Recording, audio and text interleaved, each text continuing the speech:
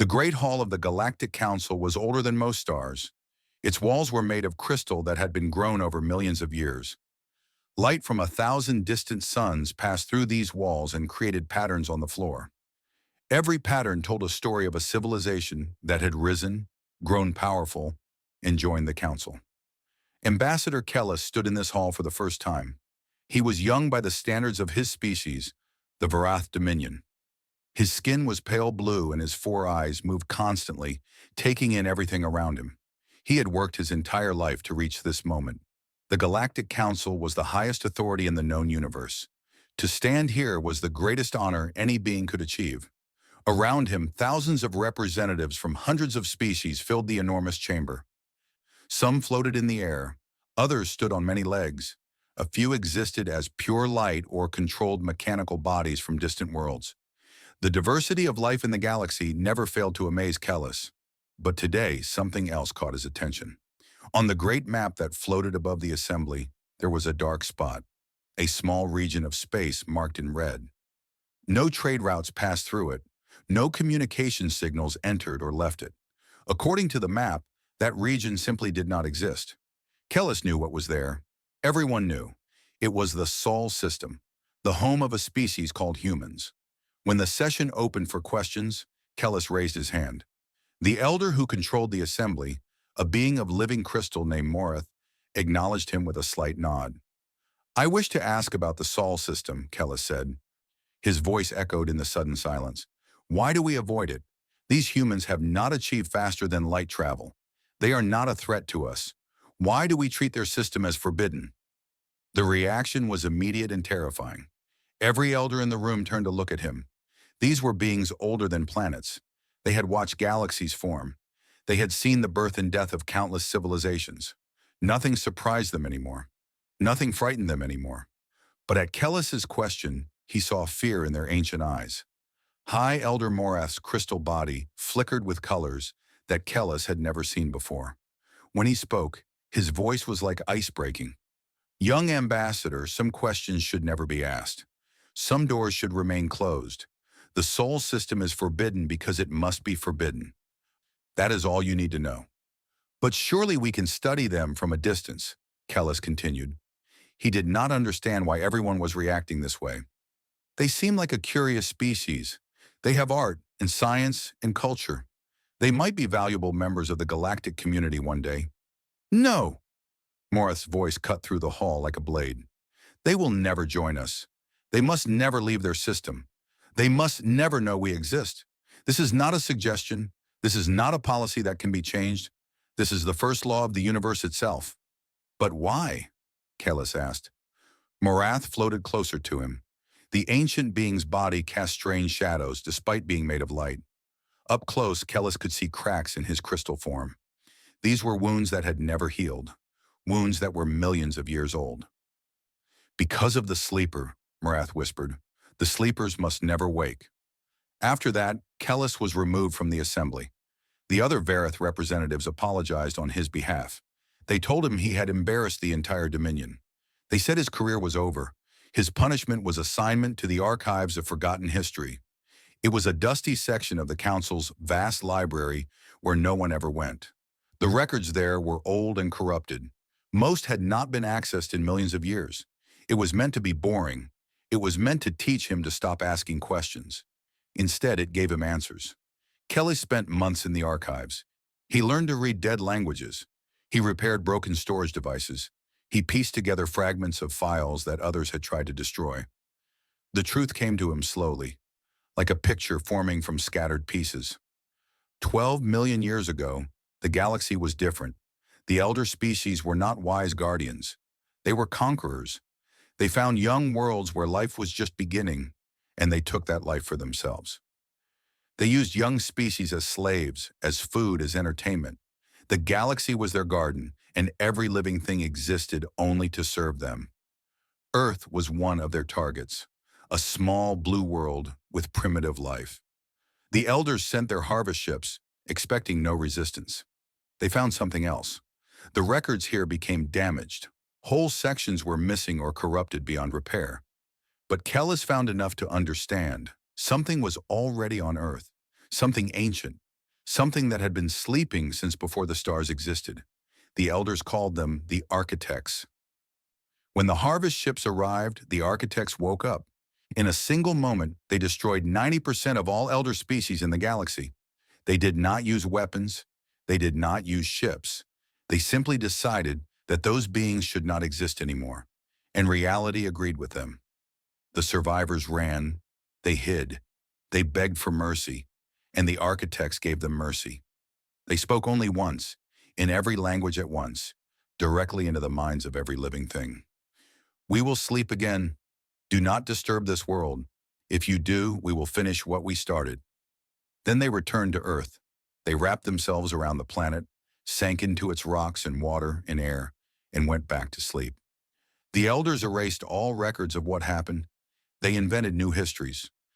They made the Sol system forbidden and ensured that no one would ever ask why. But they missed something. They missed one file, buried deep in the archives. Kellis found it on a damaged crystal, barely readable. It contained a single image and a few words. The image was a human skull. The words said, "They are the prison, they are the guards. They must never remember what they carry inside them."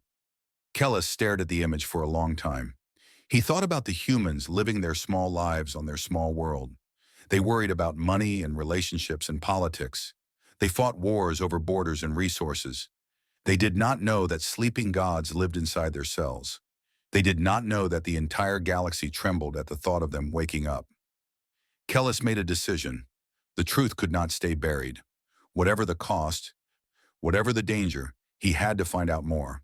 He had to understand what the architects really were and why they had chosen humanity as their vessel. He did not know that across the galaxy, humanity was about to take its first step into the stars. He did not know that everything was about to change. The sleepers were beginning to stir. The starship Horizon floated at the edge of the solar system. It was humanity's greatest achievement. 20 years of work from every nation on Earth had created this vessel. It carried 50 crew members and enough supplies for a 5-year journey. Its mission was simple: explore beyond the boundary of human knowledge and find out if humanity was alone in the universe. Captain Una Park stood on the bridge and watched the stars through the main window. She was 42 years old, with short black hair and calm eyes that had seen many difficult situations. She had been a pilot, then a commander, then chosen from thousands of candidates to lead this mission. The weight of human history rested on her shoulders. "Captain, we have something on sensors," said Lieutenant Junho Bayek. He was young, barely 30, with a quick mind and nervous energy that never seemed to rest. His fingers moved across his console as he tried to make sense of the readings. "It does not match anything in our database." Una walked over to his station. The screen showed a small object floating in space ahead of them. It was clearly artificial. Its surface was too smooth, its shape too perfect to be natural. "Is it a satellite?" asked engineer Sujin Han from across the bridge. She was responsible for keeping the Horizon running. She knew every wire and circuit on the ship. "No," Junho said slowly. "It is not from Earth. The materials do not match anything we have ever built. The design is completely foreign." The bridge fell silent. Every person there understood what this meant. They had found proof that humanity was not alone. Somewhere out there, another intelligent species existed. "Launch a probe," Una ordered. "Get me detailed scans. I want to know everything about that object." The probe launched and moved toward the strange device. Everyone watched their screens, holding their breath. First contact, the moment humanity had dreamed about for centuries. Then the object exploded. The blast was small but bright. When the light faded, nothing remained. The alien device had completely destroyed itself. "What happened?" Una demanded. "I do not know," Junho said. His face was pale. "The probe did not touch it. It just detected our presence and self-destructed." Before anyone could respond, the communication console began to flash. Medic Hyun Kang, who was monitoring communications, looked up with confusion in her eyes. "Captain, we are receiving a signal. It is coming from where the object was. The signal is broadcasting on every frequency we can detect." "Put it through."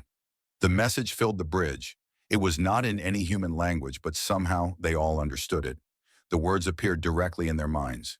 Human vessel detected. Warning to all species in range. Evacuate this sector immediately. Do not engage. Do not respond. Do not attempt communication. Flee now. The children of the architects must not be awakened. The message repeated, over and over, in thousands of languages they had never heard.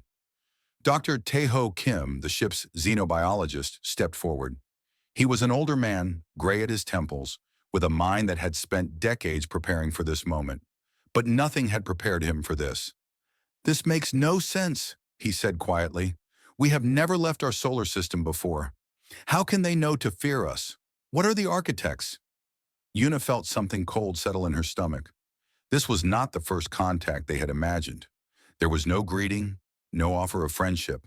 There was only fear. The aliens had built a warning device just to tell others to stay away from humanity. Send a response, sure, she ordered. Tell them we come in peace. Tell them we mean no harm. They tried. Every frequency, every method they could think of. No response came. The message just kept repeating its warning. Yuna made a decision. Continue our mission. Record everything. We need answers. But deep in her mind, a small voice whispered that some answers might be better left unknown. On Earth, the transmission reached General Minji Cho within hours. She sat in her office at United Earth Command, reading the report with growing unease. She was 60 years old, a soldier her whole life. She had seen many strange things. But this was different. The aliens feared humanity. The words architects and awakened troubled her deeply. They triggered something in her memory, a classified file she had read decades ago when she first reached her rank. She made a call to a number that very few people knew existed. This is General Cho. I need access to Site 0. Authorization code, Sleeping Giant. There was a long pause. Then a voice answered, access granted. Transport will arrive in 1 hour. Site 0 was buried deep beneath the mountains of Korea. It was humanity's oldest secret. The facility was not built by any government. It was not built by any human. It had been there when the first humans arrived in the region, tens of thousands of years ago. Every generation had guarded it without truly understanding what it was. General Cho took an elevator down for 15 minutes. When the doors opened, she stepped into a chamber that should not exist. The walls were made of a metal that human science could not identify. Strange symbols covered every surface, glowing with a soft blue light. Dr. Do Yun was waiting for her. He was the current head of research at Site 0. His family had held this position for 12 generations. You felt it too, he said. It was not a question. The transmission from the horizon triggered something, Minji replied. The monitoring systems are active for the first time in 50 years. She looked at the massive screens that covered one wall. They showed data that no one fully understood. But one thing was clear. Something was changing. Numbers that had been stable for centuries were now moving. They are waking up, Do-hyun said softly. Whatever sleeps inside our planet, inside our people, it is beginning to stir. Minji thought about the 50 crew members on the horizon. She thought about the 8 billion people on Earth. None of them knew what they really were. None of them knew what lived inside their cells, passed down through countless generations. How long do we have? She asked. Do-hyun shook his head. I do not know. Days, weeks, maybe months. But the process has started. First it will be dreams, strange thoughts and abilities. Then the changes will become physical. And eventually, he stopped. Eventually what? Eventually, they will remember what they are. And then God help us all. Above them, the symbols on the walls pulsed with light. Somewhere in the darkness of space, the crew of the horizon began to dream of things that no human should know. And in the great halls of the Galactic Council, ancient beings watched their censors with growing terror. The children of the architects were coming, and the universe would never be the same. Kellis traveled in secret. He left the archives without permission and used all his family's wealth to hire a private transport. His destination was a world that most beings in the galaxy pretended did not exist. It was called Sorrow. The planet lived up to its name. It was gray and cold, with skies that never cleared. No one visited Sorrow unless they were desperate. The beings who lived there were called the Hollow Ones, and they were dying. 12 million years ago, when the elders erased their memories of what happened at Earth, most species accepted the gift gladly. They forgot the terror. They forgot the death. They forgot the cosmic power that had nearly ended all life in the galaxy. The Hollow Ones refused. They believed that truth was sacred. They believed that forgetting the past was the same as being dead. So they kept their memories, even though those memories were poisoned with horror and pain. The price was terrible. The Hollow Ones could not sleep without nightmares. They could not think without seeing the images of destruction. They aged faster than other species because their minds were always screaming. But they remembered, and that made them valuable to anyone seeking the truth. Kellis found their leader in a temple made of black stone. Her name was Witness, and she was the oldest of the Hollow Ones. Her body was thin and bent. Her eyes were milky white from too many years of crying. But her mind was sharp, and she knew why he had come. "You want to know about the architects," she said. Her voice was rough, like stones grinding together. "You want to know why the elders fear that little blue world?" "Yes," Kellis said. "I found fragments in the archives. But I need to understand the full truth." Witness laughed. It was a terrible sound, full of pain. "The truth? The truth broke my species. The truth will break you too. But you have come this far. You deserve to know." She gestured for him to sit. Then she began to speak. 12 million years ago, the elders were gods. They had conquered every corner of the galaxy. They lived forever. They had power beyond imagination. And they were cruel beyond belief. Witness closed her eyes. When she opened them again, Kellis saw 12 million years of suffering reflected in their depths. They found young worlds where life was just beginning. They took that life for themselves. Some species became slaves. They worked in mines and factories until their bodies broke.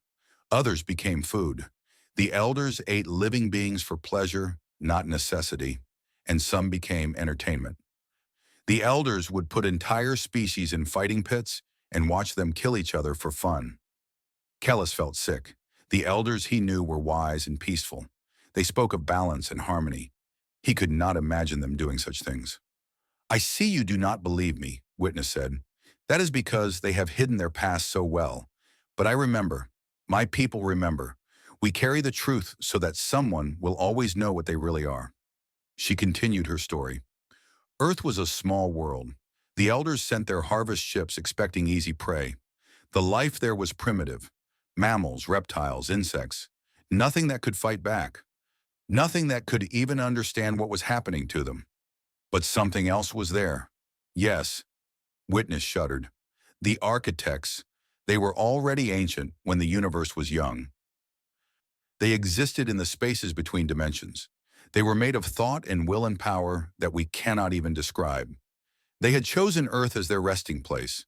They wrapped themselves around the planet and went to sleep, waiting for something. Waiting for what? We do not know. Perhaps they were waiting for the universe to end. Perhaps they were waiting to dream themselves into new forms. But the elders woke them up. Witness stood and walked to a window that looked out over the gray landscape. "I was young when it happened. I watched from my observation post on a moon far from Earth. I saw the harvest ships enter the Sol system. I saw them begin their work. And then I saw the architects wake up." Her voice dropped to a whisper. "They did not fight. Fighting implies effort. They simply decided that the harvest ships should not exist, and they stopped existing. Not destroyed, unmade, erased from reality as if they had never been. Then they turned their attention to the rest of the galaxy. In one moment, one terrible moment, 90% of all elder species died. They did not die in battle. They did not die from weapons. They simply stopped being alive because the architects willed it." Kellis struggled to understand. "But why did they stop? Why did they not destroy everything?" "Because they did not want to." Witness turned back to face him. The architects were not evil. They were not good either. They were something beyond such concepts. They woke up angry, and they lashed out. But when their anger faded, they realized what they had done. They spoke to the survivors. They used no words but their meaning was clear. They said they had slept on Earth because they were tired of being what they were.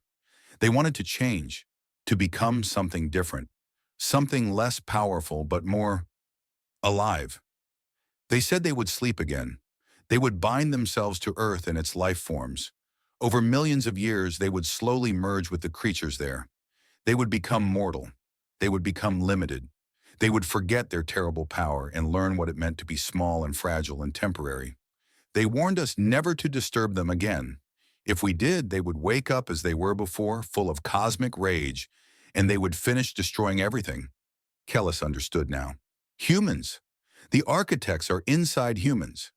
Yes, every human carries a fragment of architect consciousness in their cells. Their emotions, their creativity, their strange ability to adapt and survive, all of these come from the sleeping gods within them. But the humans do not know. The architects erased their own memories.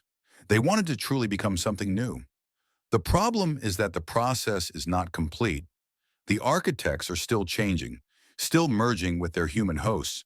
If they are disturbed now, if they are awakened before they finish transforming, they will wake up as the cosmic destroyers they used to be. They will destroy everything, including the humans they have tried so hard to become. Kellis thought about the news he had heard before leaving the council. A human ship had been spotted at the edge of their solar system. The elders were in panic. The humans are leaving their world, he said. Witness nodded slowly. Then the awakening has begun. When humans leave Earth's dampening field, the architect fragments inside them begin to activate. They will start remembering. They will start changing. Can it be stopped? I do not know, but I know this. The elders will try to destroy humanity before they fully awaken. And if they attack Earth, the architects will wake up in rage. Either way, the galaxy is in danger. Kellis stood. He had learned what he came to learn. Now he needed to decide what to do with this knowledge. There must be another way, he said. There must be some option besides destruction. Witness looked at him with something like hope in her damaged eyes. If there is, young ambassador, you will need to find it quickly. The universe does not have much time left. Kellis left sorrow with the weight of 12 million years pressing on his soul. Behind him, Witness watched him go. For the first time in countless years, she felt something other than pain. She felt hope. Perhaps this young alien would find a way to save them all. Or perhaps he would fail, and the universe would end. Either way, the truth was finally free, and nothing would ever be the same. Lieutenant Junho Bayek woke up screaming. His quarters on the horizon were small and dark. He sat up in his bed, covered in sweat, his heart pounding so hard he thought it might burst. The dream still clung to him like smoke. He had seen things that no human should see. Vast shapes moving between stars. Colors that did not exist. Geometries that twisted and folded in on themselves. And beneath it all, a voice that was not a voice, speaking words that were not words. We are waking up. We are remembering. We are you. Junho pressed his hands against his eyes, trying to push the images away, but they would not leave. They were becoming part of him. He was not alone. In the medical bay, Medic Hyun Kang stared at her reflection in a mirror. Her eyes were wrong. For just a moment, just a flash, she had seen through the walls of the ship. She had seen the cold vacuum of space outside, the distant stars, the emptiness that stretched forever. And then her vision had returned to normal. But she knew what she had seen, and she knew it was real. Engineer Sujin Han sat in the engine room with a tablet in her hands. She had woken up in the middle of the night with equations burning in her mind. Equations she had never learned. Equations that described how to bend space and time. She had written them down without understanding them. When she showed them to the ship's computer, it could not even process them. The math was too advanced. It was thousands of years beyond human science. These three crew members found each other in the common room that morning. They did not need to speak. They could feel each other's presence in a way that had not been possible before. They knew something was wrong with them. Something was changing. Captain Yuna Park noticed immediately when she entered the room. The three officers looked different. It was nothing obvious. Their eyes were a little too bright. Their movements were a little too smooth. They seemed to know things before they happened. "Report," she ordered, keeping her voice calm. Junho spoke first. "Captain, I am seeing things. In my dreams. While I am awake. Things that should not be possible. I can see through objects," Hyun added quietly. "Just for moments. But it is happening more often." "And I know things," Sujin said. "Mathematics. Physics.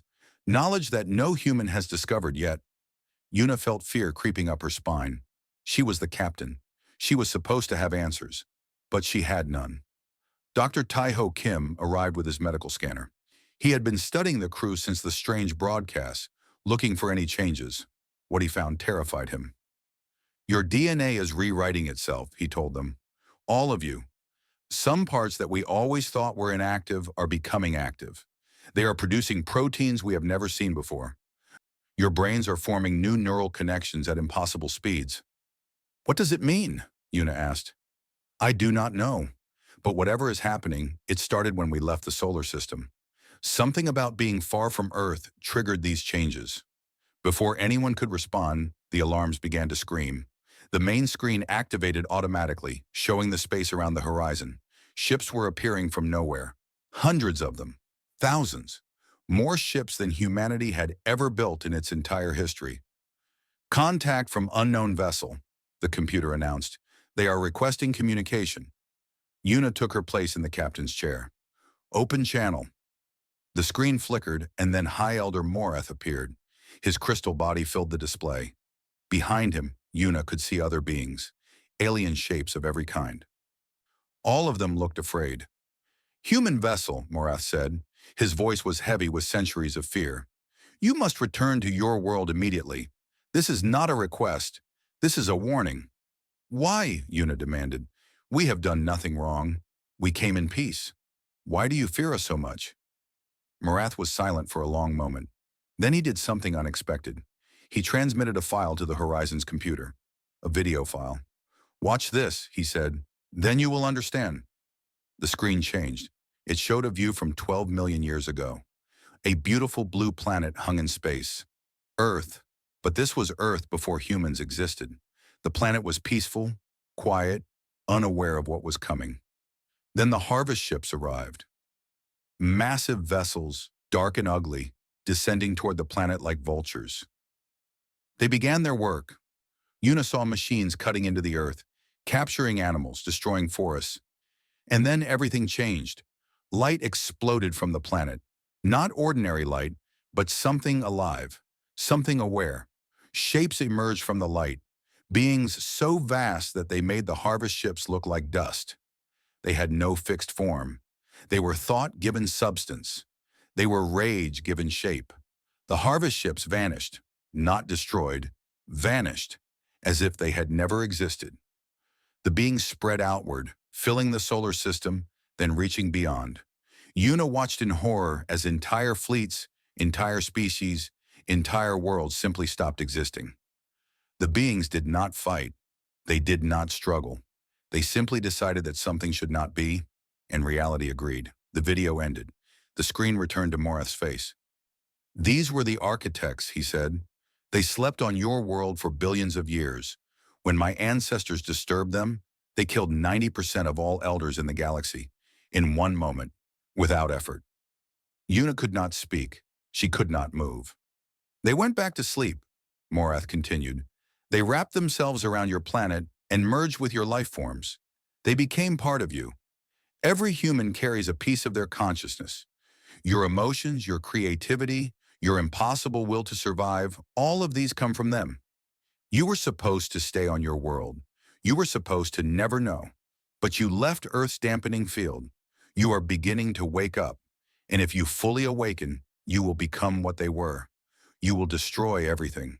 Yuna looked at her crew. She looked at Junho, Hyun, and Sujin, whose eyes now glowed with faint light. She understood. They were not just humans anymore. They were becoming something else. We will not destroy you, she said. You will not have a choice, Morath replied. When the architects fully wake, they will be angry. They will be confused. They will lash out, just like before. We cannot allow that to happen. The thousands of ships surrounding the horizon powered up their weapons. You have 1 hour to begin your return journey to Earth. If you do not comply, we will destroy your ship. We are sorry, truly, but we cannot allow you to awaken. The transmission ended. Yuna stood in silence. Around her, her crew waited for orders. Outside, an alien armada prepared to destroy them. And inside her cells, ancient gods were stirring. She had 1 hour to decide the fate of humanity, and she had no idea what to do. General Minji Cho stood before a door that should not exist. It was made of a metal that did not appear on any periodic table. Symbols covered its surface, symbols that changed when she looked directly at them. The door had been sealed for over 100 years. No one living had ever seen what was behind it, until now.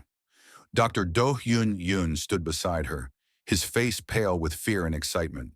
The monitoring equipment had led them here.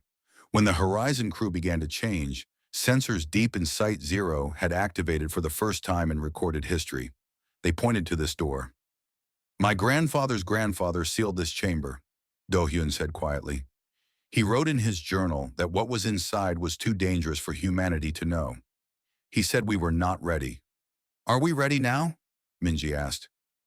"I do not think we have a choice." She pressed her hand against the door. The metal was warm, almost alive. The symbols shifted and rearranged themselves, and then the door opened. Inside was a chamber of light. The walls glowed with a soft blue radiance.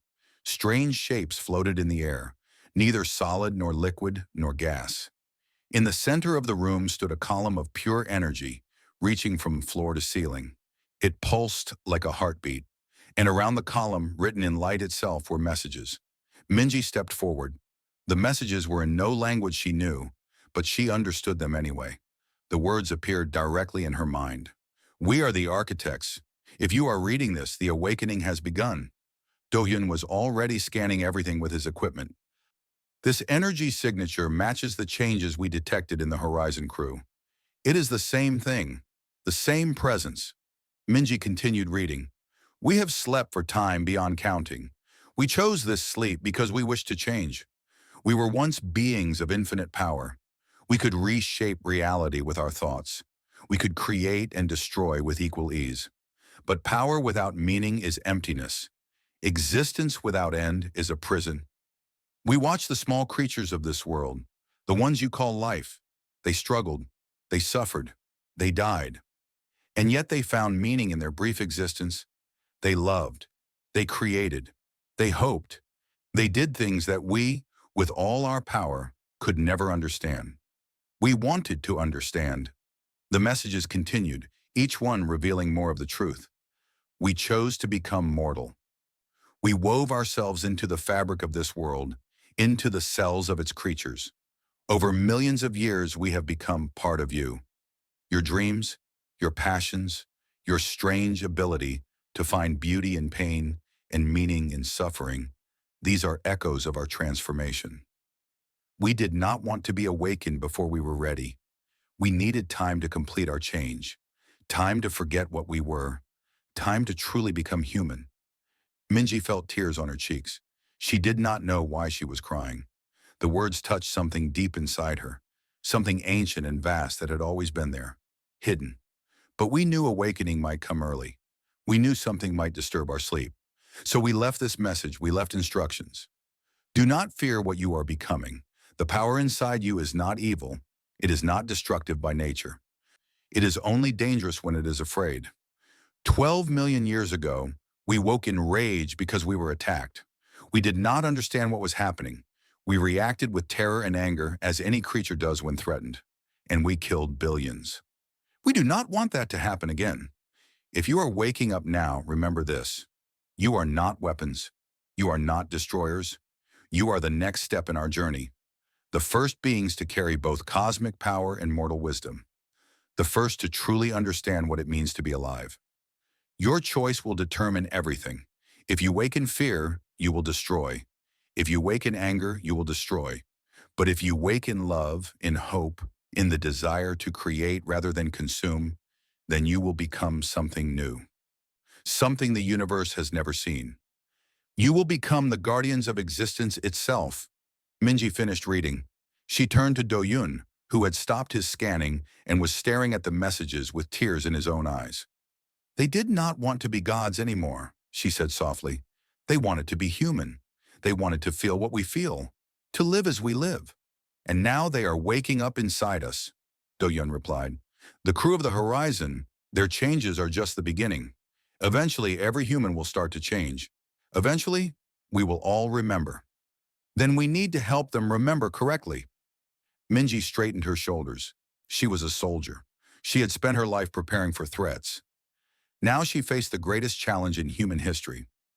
We need to reach the horizon. We need to tell them what we have learned. The Council fleet is preparing to destroy them. If that happens, the architects will wake in fear and rage, just like before. How can we reach them in time? They are weeks away, even with our fastest ships. Minji looked at the column of light in the center of the room. It pulsed faster now, as if it was responding to her thoughts. We do not need ships, she said. The architects left more than messages here. They left a connection, a way to reach any human, anywhere, if we know how to use it. She walked toward the light. Doyun called out a warning, but she ignored him. This was what she was born to do. Every generation of her family had guarded Site Zero, waiting for this moment, waiting for the awakening. She pressed her hands into the light. Pain and power surged through her. She felt her consciousness expand, reaching outward across the void of space. She felt the billions of humans on Earth, each one carrying a fragment of the sleeping gods. She felt the crew of the horizon, changing faster than any others, becoming something new. And she felt the architects themselves, stirring in their long sleep, dreaming of what they hoped to become. She pushed her thoughts toward the horizon, toward Captain Unipark, who was about to make the most important decision in human history. Do not be afraid, Minji sent. You are not alone. You are not monsters. You are the children of gods who chose to become mortal. You carry their power, but you also carry their hope, their dream of becoming something better. The Council will try to destroy you. They fear what you might become, but you have a choice. The architects always wanted us to have a choice. Choose love, choose hope, choose mercy, and show the universe what humanity can really do. The connection faded. Minji collapsed to the floor, exhausted but alive. Doyun rushed to her side. Did it work? He asked. Minji smiled weakly. I do not know, but I did what I could. The rest is up to them. Far away across the cold void of space, Captain Unipark opened her eyes. She had heard every word, and for the first time since the awakening began, she understood. She knew what she had to do. The fleet surrounded the horizon like a fist waiting to close. 10,000 ships from 100 different species. Weapons that could crack planets and tear stars. All of them pointed at one small human vessel. 45 minutes had passed since the ultimatum. 15 minutes remained. Captain Unipark stood on the bridge with her crew gathered around her. She had shared everything with them. The message from General Cho, the truth about the architects, the choice that lay before them.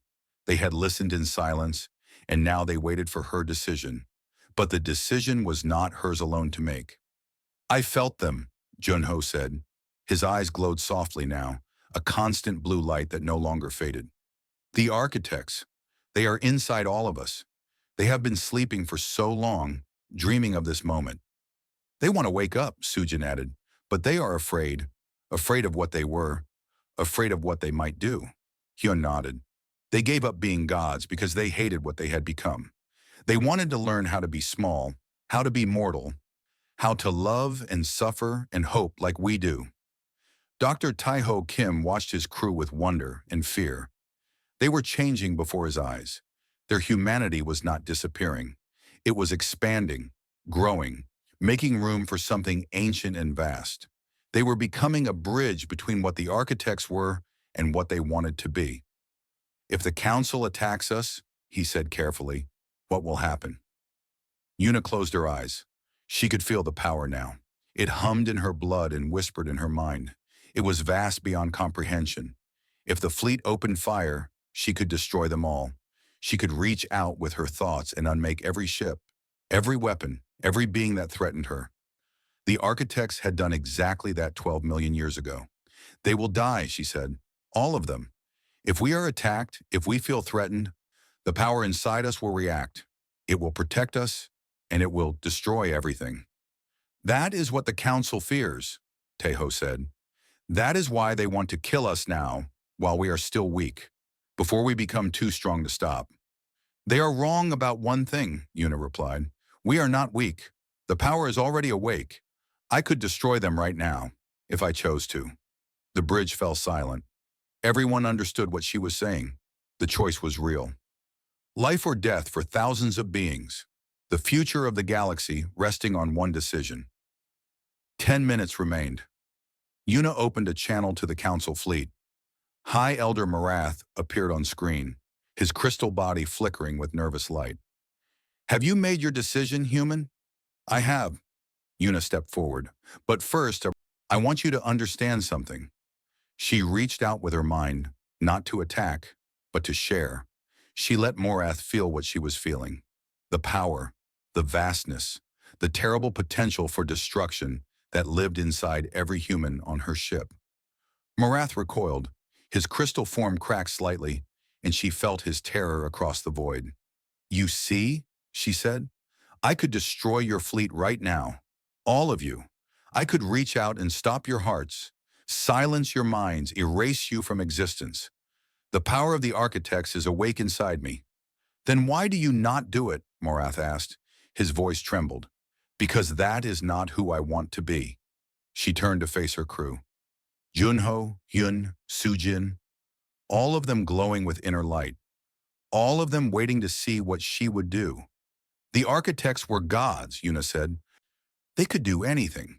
They could create worlds and destroy civilizations with a thought. But all that power meant nothing to them. It was empty, meaningless. They looked at us, at small mortal creatures who lived and died in the blink of a cosmic eye. And they saw something they did not have. They saw purpose. They saw love. They saw beings who created meaning from suffering and found beauty in impermanence. And they wanted that. They wanted it so badly that they gave up everything to become like us. She turned back to Morath. Your ancestors attacked Earth and woke the architects from their sleep. They woke up confused and afraid, and they lashed out. They killed billions, and they have regretted it ever since. For 12 million years, they have been trying to become something better. Something that could never do such a thing again.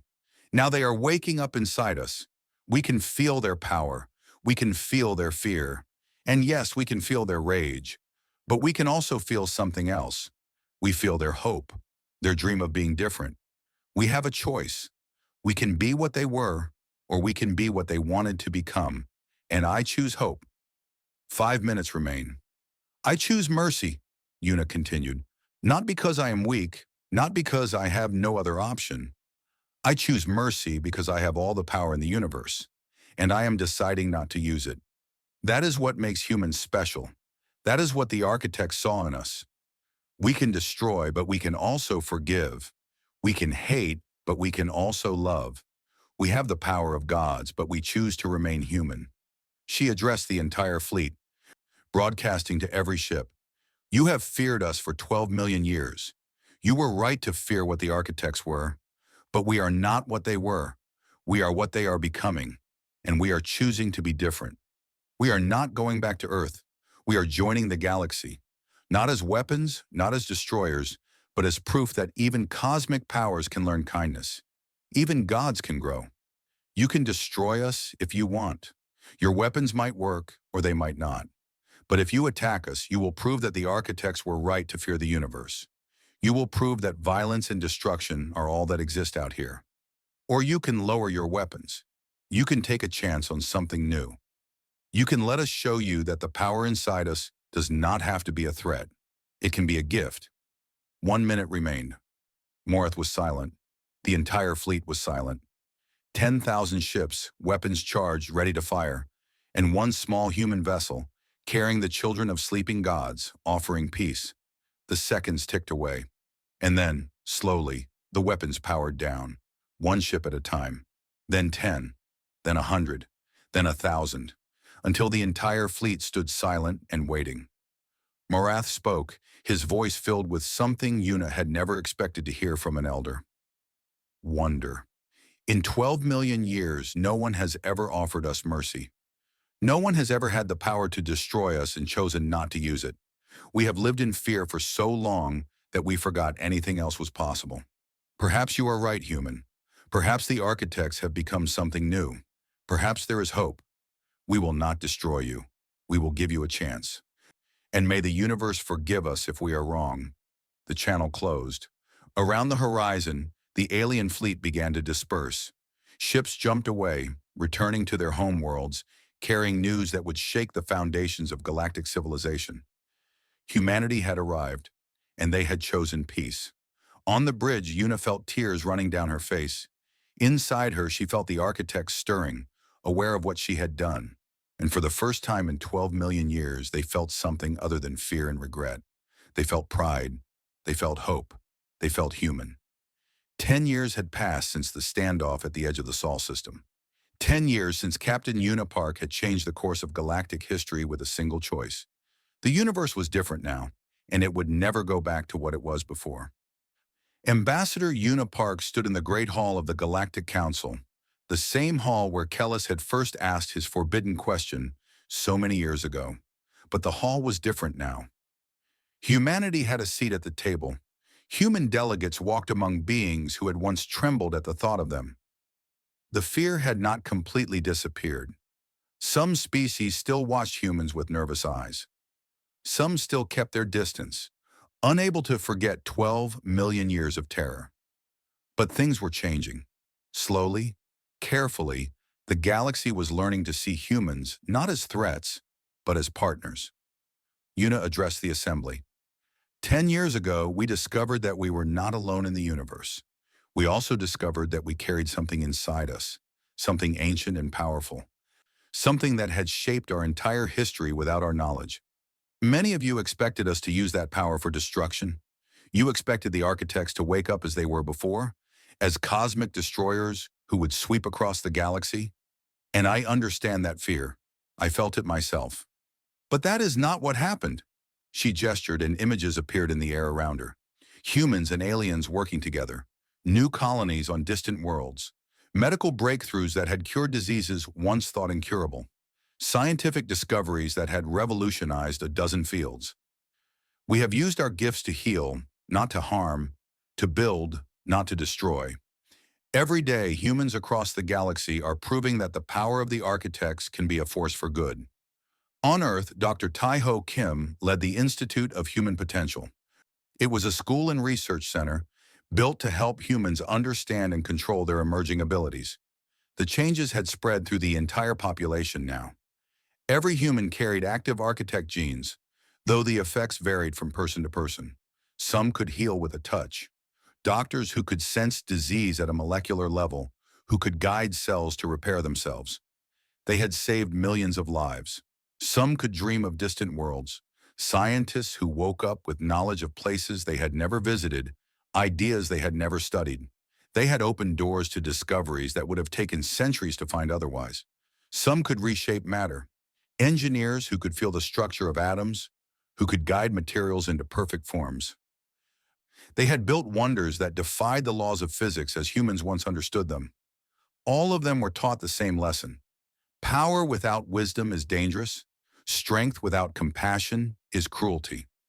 They learned to use their gifts carefully, thoughtfully, always remembering that being able to do something did not mean they should. In the underground facility beneath Korea, General Minji Cho had finally retired. The monitors still flickered with strange light. The column of energy still pulsed like a heartbeat. But the readings had stabilized. The architects were not waking in fear or rage. They were waking in hope. Minji spent her days in a garden she had planted above the facility. Flowers from 100 worlds grew there now, gifts from alien species who had once feared humanity. She tended them carefully, thinking about how much had changed. Her granddaughter, a little girl named Hana, played among the flowers. Her eyes sometimes glowed with soft light. Her laughter sometimes echoed in frequencies that normal ears could not hear. She was something new, something the universe had never seen before. A child of humans and architects, carrying both their power and their dreams. Kellis visited often. He had become humanity's liaison to the Verath Dominion, a position that would have been impossible a decade ago. He watched Hana play and marveled at what she represented. Will they ever fully wake? He asked Minji one day. The architects, will they ever remember completely what they were? Minji smiled. It was a question she had asked herself many times. They are already waking, she said. Every day, a little more. Every time a human chooses kindness over cruelty, hope over despair, love over hate, they wake up a little more. But they are not waking as the beings they used to be. They are waking as something new, something that has the power of gods but the heart of mortals, something that chose to be limited, to be temporary, to feel pain and joy and everything in between. She watched Hana chase a butterfly that seemed to change colors as it flew. The architects wanted to understand what it meant to be alive. They wanted to feel what we feel, to know what we know. And now they do. They feel through us. They experience the universe through our eyes, our hearts, our choices. They are not sleeping anymore. They are living, and they are finally becoming what they always wanted to be. High above them, the stars shone with new meaning.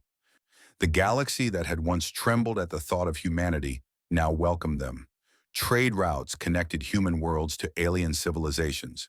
Human art was celebrated in galleries across 1,000 planets. Human music played in concert halls built by species older than Earth itself. And everywhere humans went, they carried the light of the architects with them. Not as a weapon, but as a gift. Not as a threat, but as a promise. The promise that power does not have to corrupt, that ancient things can learn new ways, that even the darkest history can lead to the brightest future. Ambassador Una Park finished her address to the council. "We are the children of the architect," she said. "We carry their power and their potential, but we also carry something they gave up everything to gain. We carry humanity, compassion, hope, love." The architects looked at the universe and saw emptiness. They looked at us and saw meaning. They chose to become mortal because mortality gives life value. They chose to feel pain because pain teaches wisdom.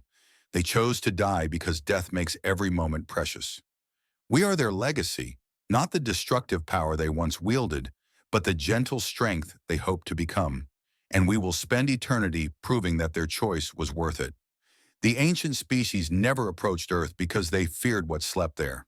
Now they know what was sleeping, and they know that it woke up not in rage, but in hope. We are humanity. We are the architect's dream made real. And together with all of you, we will build a future worthy of that dream. The great hall filled with light and sound. For the first time in 12 million years, the galaxy applauded humanity, and deep within every human cell, the architects smiled. They had waited so long. They had dreamed so deeply. And finally, their dream had come true.